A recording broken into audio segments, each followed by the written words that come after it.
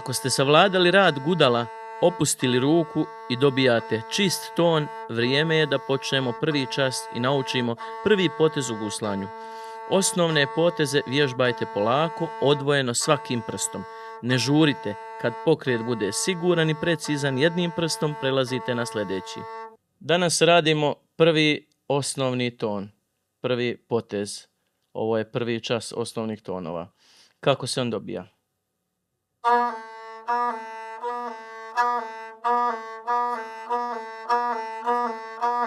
Sad to ponavljamo i sa drugim prstima.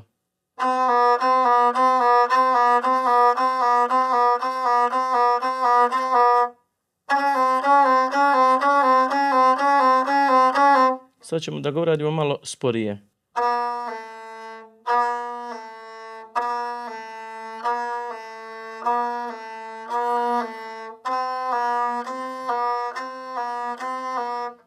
Kako to ide? Stavimo prst na strunu, stavimo gudalo na strunu i krenemo.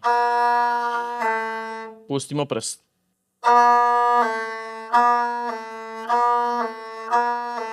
Tako i sa ostalima.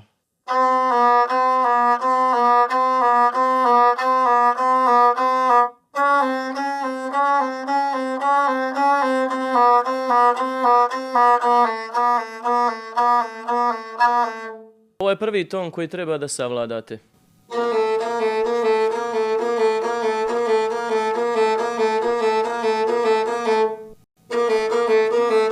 Prvo vježbate sa prvim prstom, a zatim isto to ponovite sa ostalim prstima.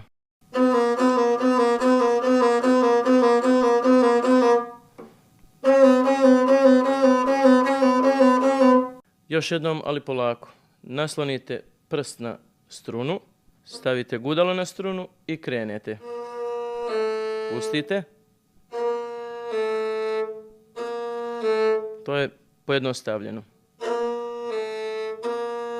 I usporeno.